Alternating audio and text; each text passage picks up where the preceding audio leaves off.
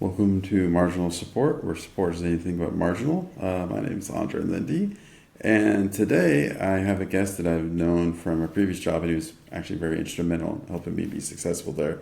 So, Logan, thank you very much for joining me. Can you please give a short introduction about yourself? Absolutely. And thanks for the kind words, Andre. It was a pleasure working with you too, man. I feel like we both supported each other in those roles. But yeah, as Andre said, my name is Logan Shimmer. I run Shimmer Labs out of Stillwater, Oklahoma. And I'm excited to be on the podcast. Longtime listener, first time guest. I think you're the first person to say that, but I like the old callback to call radio. That's a very good thing. So Yeah. before we get into it, I remember one of my memories of working with the Iterable was when we were doing one of our first video calls together, and I glanced into the corner of your room and I saw one of the most awesome posters I've seen, which was Moog from Final Fantasy VI. I was like, yes, this man is quality right here. There we go. Yeah, I definitely put a lot of importance in my spaces. I feel like that's one way that I can support my own mental health is enjoying being where I'm at. So this is my office at a co-working space here, and included everything like a therapy couch because a lot of my work now is kind of like therapy. I'm sure you can relate with your roles in the past. Oh, I absolutely can. So let's get into this a little. So, you said you're leading Shimmer Labs. So, for the uninitiated, what is Shimmer Labs? Right on. So Shimmer Labs is a boutique automation and AI agency. What I typically do is um, I help small business owners identify the things that are taking a lot of their time or their sanity and find ways that we can creatively automate those things. A lot of times it's just a little bit of custom software. Occasionally it involves AI as well. But the reason why I do this is I think small business owners are incredibly courageous. They're the backbone of the economy. And I think all too often they take on way too much, thinking that that's the sign of being a good business owner, when in reality, technology can help them out tremendously. So I like giving people their evenings back and their sanity back. You need to put that on a shirt. That's a very good tagline right there. So, what has been like? So, you've probably walked into a lot of different situations as you've been doing this. What has been one where you walked in, you just kind of double linked, and you're like, "Ooh, I definitely have my work ahead of me for here." Mm. Well, it actually happens pretty often. A typical uh, client engagement for me starts out with just asking the questions like, what's taking up the most of your time? And there's usually one or two things that will come up. Um, but as soon as we start really doing some of the discovery process and I start saying, well, yeah, we could get that settled for you, then five or six other things will come up. For example, I'm working with a local yoga and Pilates studio here in town, and the thing that was keeping her up at night was cancellations and freezes can come in at any time, and it's intentionally a little difficult to process. A lot of gyms do this, but basically they send a form, they wait for the form to be returned with the proper information, they validate the information, and then they have to go manually into the tool. It's called Wellness Living. Mind Body is kind of similar.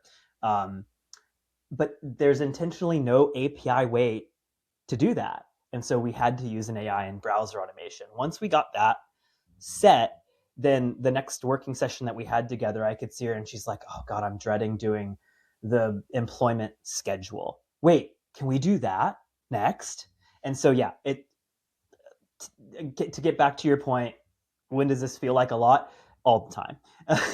Because scope creep is a thing. Once somebody kind of gets the veil removed from their eyes and realize, wow, there is better ways to do this, they start seeing nails everywhere for this new hammer that I've given them. So it's very interesting to see. It sounds like your customers are always coming to these aha moments when you kind of just open their eyes to the first time, where maybe they only thought of, oh, this is my only problem spot. But then, like the yoga example, you open their eyes and like, what? I I can do this. I can do this again. So, what is probably the most enjoyable part of this role for you? Is it the fact that you have these aha moments, or is it that you're educating people how they can be more effective with how they do things? Mm, I do. I think there's a lot of educators in my family, and I think that teaching is something that's just in my DNA. So there is a piece of empowerment when I give them some empowerment and let them see what is possible. I do get a lot of joy out of that. But I mentioned the first question I normally ask: what's taking up most of your time, your sanity? The second question I always ask is, what would you do with that time back?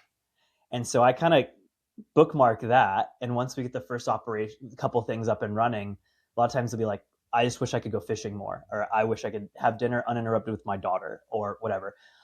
About a month or two in, I'll usually ask, like, so have you been fishing more?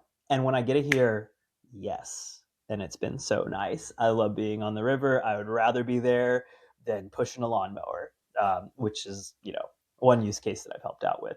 But but yeah, it's usually when I get to hear them doing the things that are more human, you know, their creative time, their time connecting, building community, stuff like that. I mean, what you're doing here is you are basically giving people. It's too much to say giving them their lives back, but you really are giving them time back in their days. So, what was the genesis for this idea? How did you even come up with the idea to create Shimmer Labs? Let's see. It's a good question. Well, back in August, I moved from California, where I'd been for close to 2 decades. Had kind of gone through the Silicon Valley ropes and had always worked in these roles where it was the convergence of like people and technology, like solutions architecture, sales engineering, and kind of being that translation layer. And then when I got back to Stillwater, I was like, I don't really want to work a corporate job anymore. What are the things that are like innate about myself that I could use, and where is that need like present in this community? I wanted to set down some deeper roots. I wanted to do something that felt true to myself. So after a while of like working through a couple, not this wasn't always what I was doing. I was writing custom code for people and vibe coding integrations.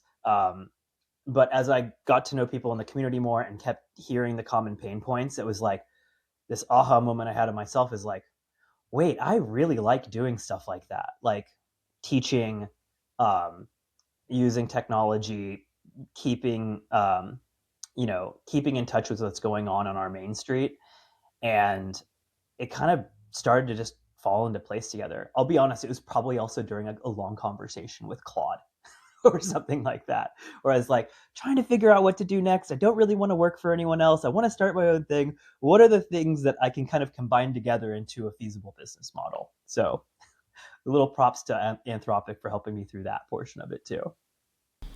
Anthropic's actually been very useful in when I'm brainstorming topics or I'm saying I need help creating a post. So it can be very helpful. Now that you bring it up, I'm curious, what are your thoughts on how do people use things like Anthropic or OpenAI, and how do people use it incorrect? Because it's really easy to use it, but it's also really easy to use it wrong. That's a multifaceted question, Andre. Uh, Thank you for that. That's a really good one to get into. Well, so I did a lunch and learn here at the co-working space about a month ago, and um, the kind of thesis of it was you're driving a Ferrari like a golf cart. I think one wrong way that people use it is just as a glorified Google. They go in, they ask one question, they get an answer, they walk away. And it could be as simple as the stuff that you used to Google, like, can you convert ounces into teaspoons for me or whatever? I'm working on a recipe. So not truly knowing like the full capabilities. But and then on the other side of the spectrum is putting full trust into it, um, where not like taking out the human layer of review from it as well. So I think you kind of got both sides of the spectrum. In order to kind of dial it in, you've got to remember a few different things. Context matters.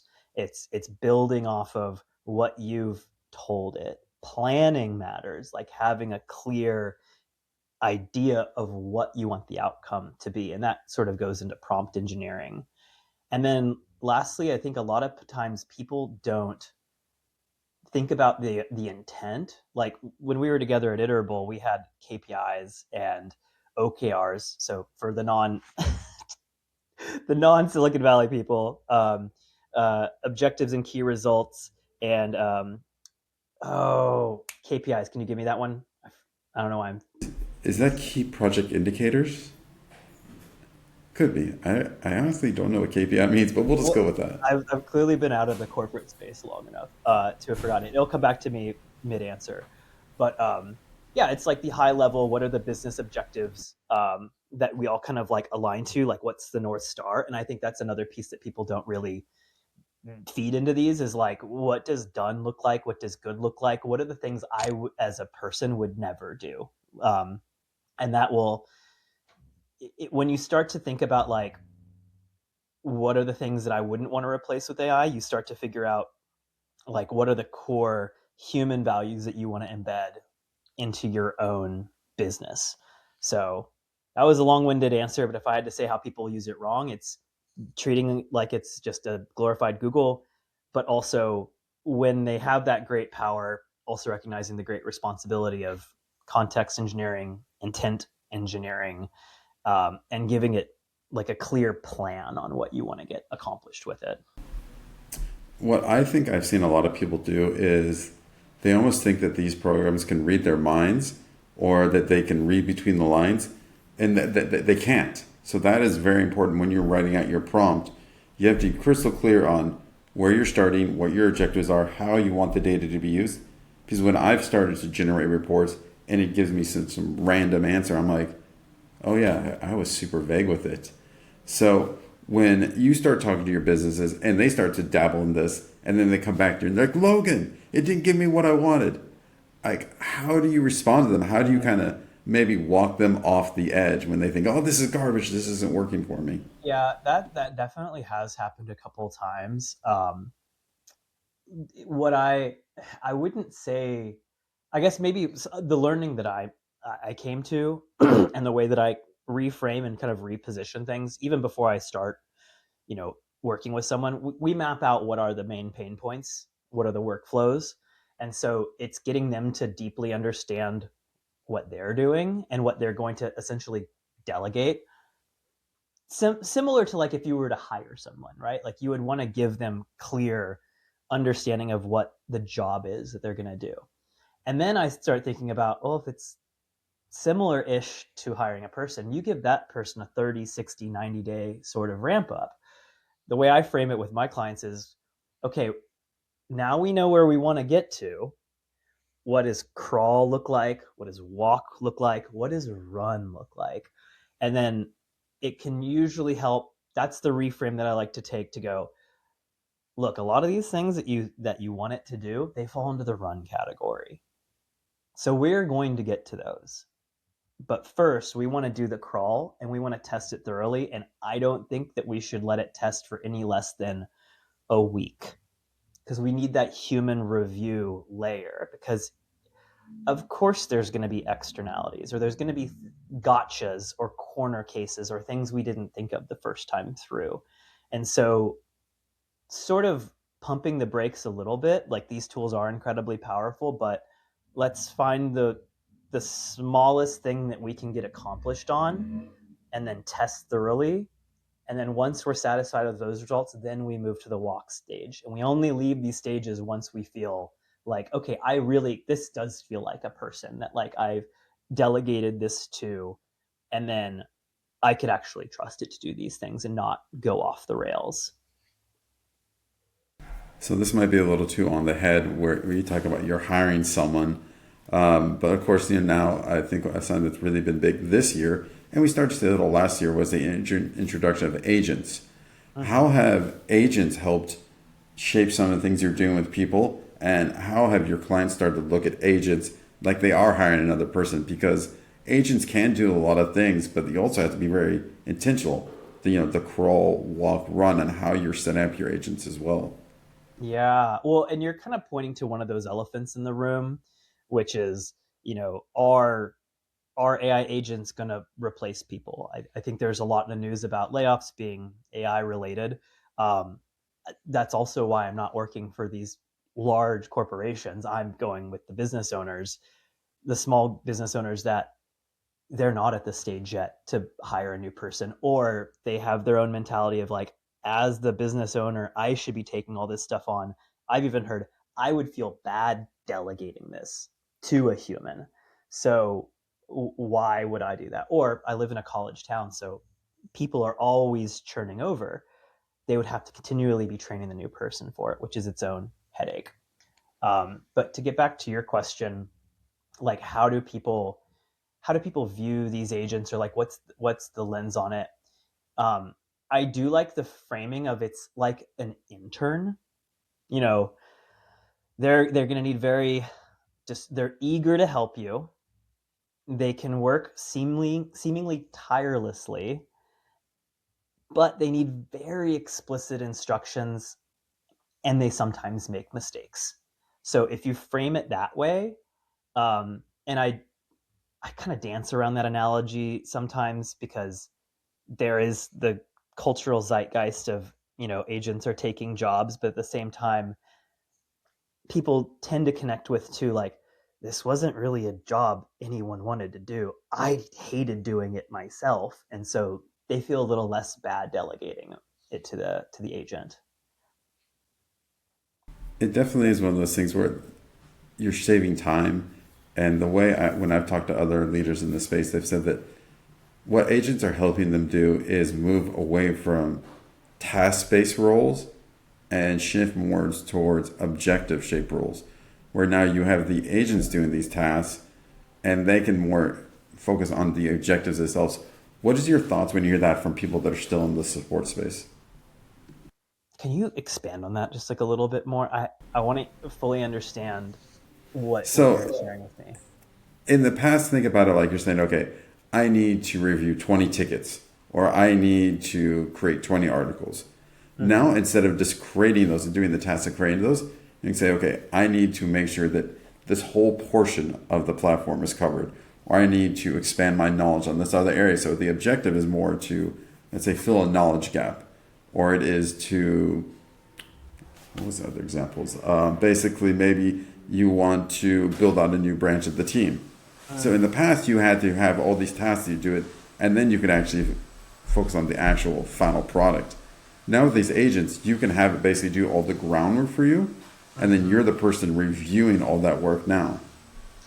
So Yeah, you're right. It has sort of promoted a lot of us to kind of like the manager of a team, where, I mean, I'm sure we've both had managers that you're kind of like, they weren't necessarily the best person to promote in that role, but now if we're programming these agents, we kind of are those managers, whether we like it or not. So I think about, in terms of like what's the objective based task. So a somewhat recent counterexample, or place that this went wrong. Um, there's this case study with Klarna, which is a buy now, pay later kind of like a firm competitor, and they replaced a huge number of their support staff, saved millions of dollars in doing so. They cut support time from, like, the average call was like, I don't know, I'll get these numbers wrong, but like, say it was 12 minutes down to like 2 or 3 minutes. So all that looks great from the investor's point of view, until you start seeing the CSAT stores coming back, and it's just going to garbage. Like, the the tactical, get these tickets done, do it expeditiously, pull in the support docs that we have, that was correct. But what was missing was your objective, which is, as a support team, this is a relationship building opportunity. And we've had those calls, right?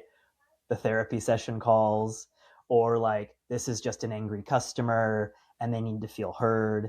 And that's not something that the AI, even the objective was even given to the AI to think, well, sometimes you need to be empathetic, or sometimes you need to escalate, or sometimes you need to give special treatment to a long-term customer, because we're building relationships here, not just closing tickets out.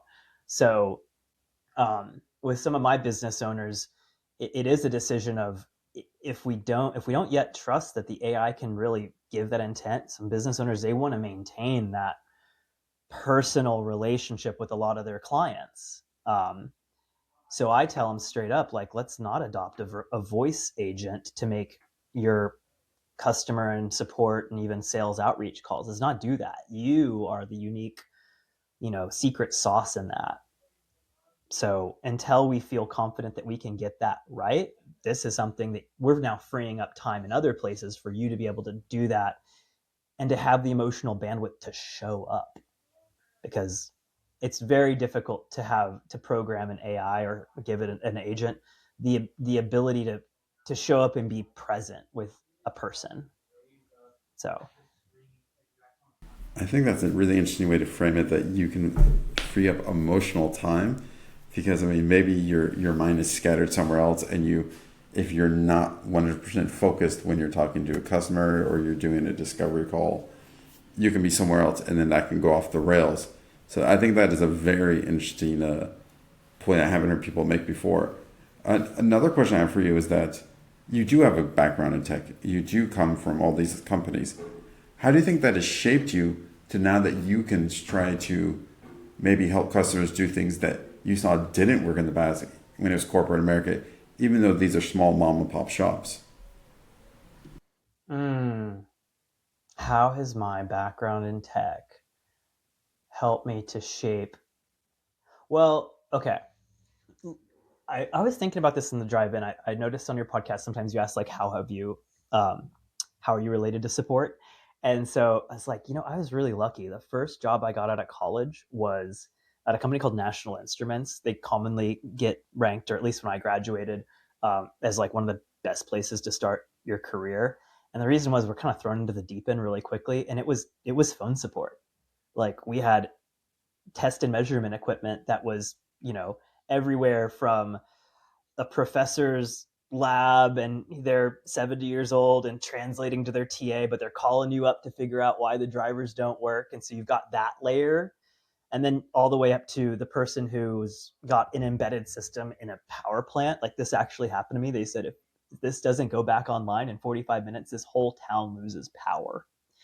And so I think that the way that shaped me was, first of all, show up. Like, meet the person with where they're at. And I think it gave me a skill in translating, whether it was communicating to the professor who communicates very, very differently than the plant operator, the power plant operator, um, and kind of just trying to put myself in their shoes for a bit.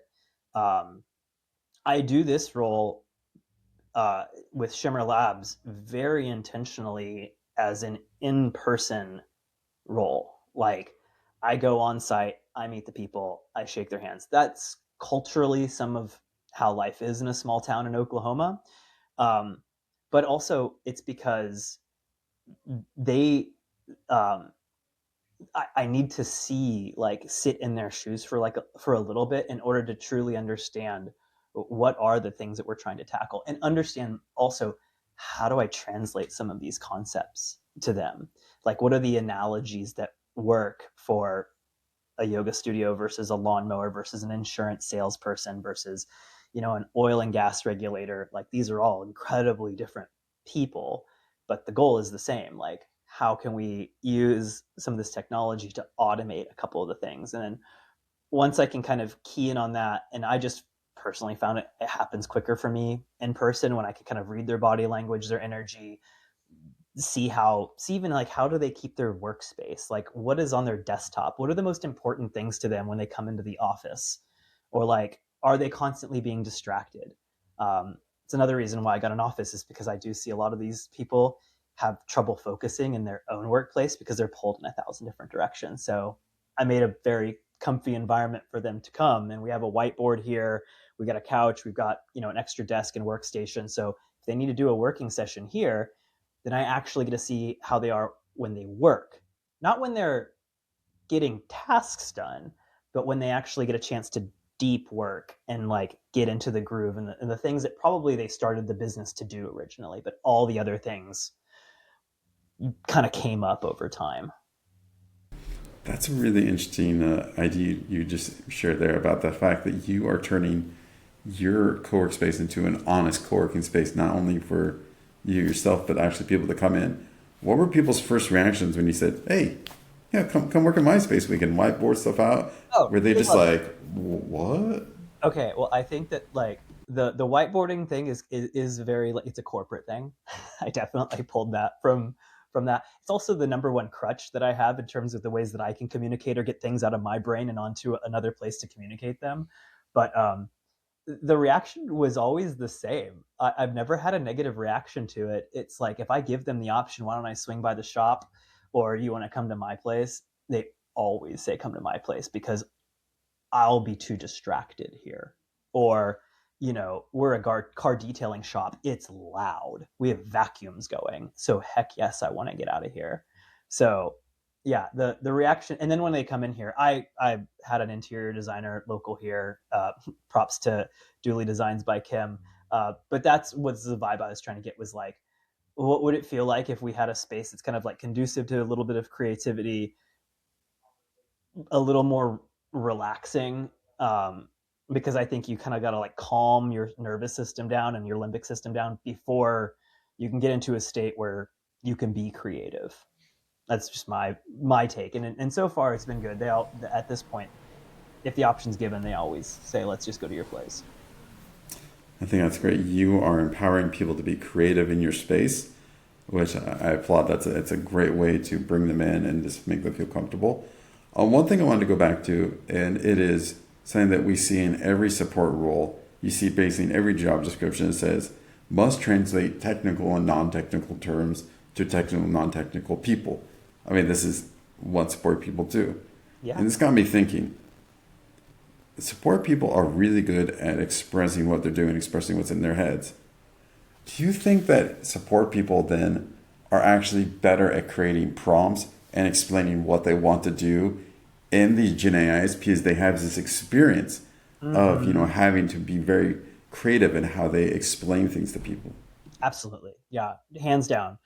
And I think there's another piece too, which is it's the it's the pressure cooker of the situation. Like you do as a support person, I've seen the teams where it's like number of tickets resolved, or you can be in a high pressure situation of an urgent thing that you need to accomplish, and or getting phone calls.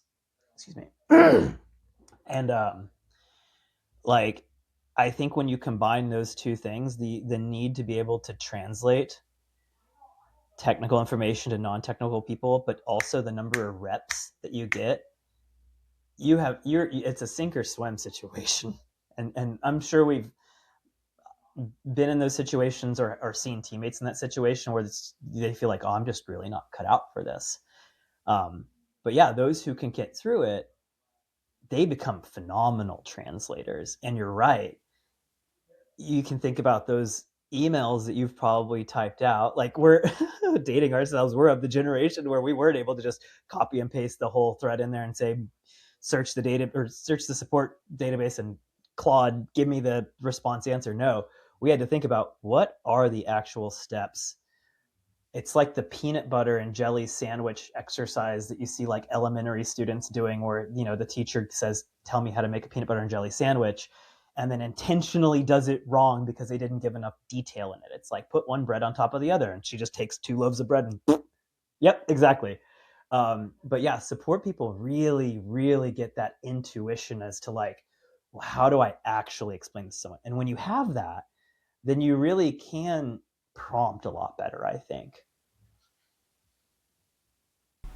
I Oh, absolutely agree that. No, go ahead. one other thing I want to add to that, I also think that something that they're uniquely good at is, and I preach this all the time, saving the answers to questions. Thinking I've heard this 5 times, let's make a support article about this. So I also bet that those support people who are doing excellent at their job are saving their prompts and iterating it because they've had the same thing come up enough times. They're it's in a note stock or Notion or Atlassian product, whatever, but they're probably making their own prompt database like I've got too. I mean, I actually do that myself in my current job. even though I'm not technically in support these days, what I've done is when I see myself asking the same questions over and over, I go in Claude and I create a project, and then I say, Mm-hmm. okay, here's, I know I'm going to be doing this a lot. Okay, Claude, here's what I'm doing. I need you to create me the project description because you're going to be much more detailed, and then I do it. But I'm telling you everything I need to do. But now I just dump data in there, and it does it for me. And so it's kind of the same way. I see what I'm doing the most, and then I save those prompts and kind of turn into a project. So Mm-hmm. yeah, you're right. I mean, these people are great at seeing the same question over and over, looking in the knowledge base, seeing if it's there. If it's not, they're like, need to create this. And I think we are seeing that because I've seen other people in other companies that they're the ones that were doing this. Now they're getting promoted into these AI first roles. So I'm curious, this brought up another thought in my mind. Now that we are seeing the how AI is handling these first line roles, where do you see people going in support when AI will start to answer the simpler questions? Where do you think is the next evolution of support? Mm, that's interesting. Well, I think I think that one of the more interesting aspects, we didn't just break like a productivity barrier with people.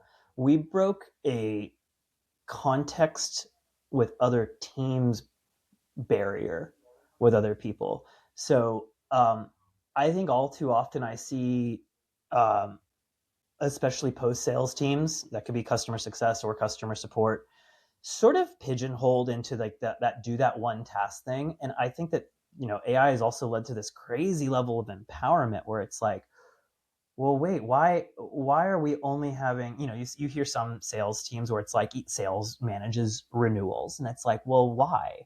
If we've broken that capability barrier and now the support team is capable of completing their tasks a lot quicker, if they feel the need to, why don't they get the opportunity to introduce an upsell opportunity or introduce a renewal discussion? Um, I also could see them being able to branch out into product, right? Like now that they've got these tasks completed, well, they've got the really good context to not only identify the gaps in the product, the gaps in the documentation, uh, but also to build out a really strong PRD.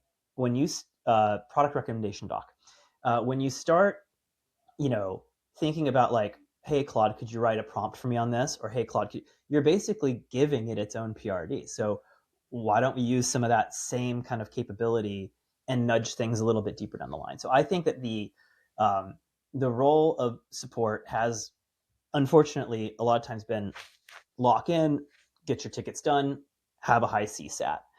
And if we're beginning to automate some of those things, then I think that they really are a linchpin, a unique connection with the customer where they're not selling the dream and they're not, taking the high level business analysis. They're actually in the weeds and see what's wrong with the product, see where people are making friction. And that to me, in the impact versus effort score, they see the impact immediately. And they're probably also going to be getting good context on what's the effort in order to do that. So I think the future of support is to break out of the silo a little bit more and to basically, gain some seats at the table within the renewal conversations, within the product and even engineering conversations as well. The fact that you brought up engineering actually goes into my next point. Into what I've heard some people do is that you have people that for a long time have known the product inside and out. They know every facet of it, but they didn't know how to code, or they were very rudimentary in their coding capabilities. Then you have tools like Retool, like Lovable, Cursor come along, and now they go into it and they say, engineering's been ignoring me forever, and I need this tool to help me do my job better. Or I need this tool to make it so I can search something. Now these people in support who know the product better than anyone else can go in and make these add-on tools that can make them more productive. And Mm-hmm. then when product and engineering see what they're doing, they're like, well, why didn't we think of that? So to your point, this is expanding their roles. Support is no longer just this space that's siloed and, like you said, just metrics. Now they are being a partner to product and engineering. Hmm. What are your thoughts on how product and engineering will view these people now? Because now you're kind of stealing a little bit of their thunder that they used to have. Yep, it's a difficult one. It takes balance. Um, I think okay, I've attended two different cybersecurity conferences here in the past like 3 months, and so gotta like pay my respects to the usually curmudgeony cybersecurity people in all of our teams. A lot of respect to them, and they're there for a reason. I think that the reason I bring that up is just vibe coding a solution. Um, it, it can definitely help sell the point, and not just tell someone but show someone, um, but also tread lightly because you need to pay the respects to like, well, and of course there's some architectural things that I don't understand within the back end of this, or I want to make sure that the security vulnerabilities are all buttoned up before we actually launch this, or like what does a staged rollout of this might look like. But I think that when you do get sort of like that MVP of what you're trying to do done, well, when we're talking about the context barrier being broken between teams, I've certainly taken it and gone, okay, well, we've built this thing together, Claude Code or Lovable or whatever, um, and said, what do you think the concerns would be from a director of engineering? Or what do you think the concerns would be from the back end developer? And I can maybe anticipate some of those questions, but I like to go ask them those questions and actually show that I did a little bit of that homework. And that's another layer of that translation, not just to the customer, but inter-organizational translation. This actually brings me to my final question for you because we're right up at time. And you've probably heard this if you have listened to the show. Well, thank you, by the way, by that. So at the end of each show, I end it by saying one phrase, and I'd love to hear what your interpretation of this phrase is. So, support isn't just a job, support is a mindset. What does that mean to you? I'm going to sit with that for just a moment.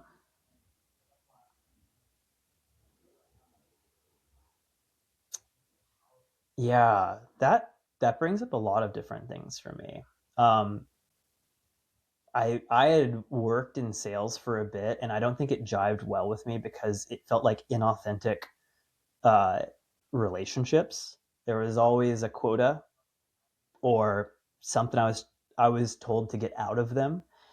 Support's different. It can feel very thankless, but I see a lot of the people like it's that Mr. Rogers quote.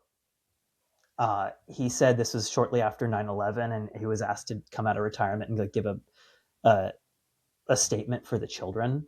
And he said, like, when times are stuff like tough like this, look for the helpers. There's always people helping. And I think that is kind of what I always took with me into support, was not looking not looking for something else out of somebody, not looking to fill my quota, but rather like just just being able to provide value and expect nothing in return. Um, and it can take a lot out of a person. But yeah, when I think you know, about like support as a mindset, you really do need to kind of put your ego aside for a bit and just say like, hey, I'm here to help. I'm ready to be one of the helpers. So That's a great answer. And I think we all are helpers at heart when we're in the support role. So as we close, how can people reach out to you? How can people get in touch with Shimmer Labs? yeah, you can find me first of all on LinkedIn. My name is Logan Shimmer. I'm pretty active on there. Also, my website is shimmerlabs.co. Shimmer is spelled the way you'd think it is, Shimmer. Well, great. Well, Logan, it was a pleasure connecting with you again and having you on the show. Have a great rest of your Likewise. day. Thank you, Andre. And support is nothing but marginal here. So thank you.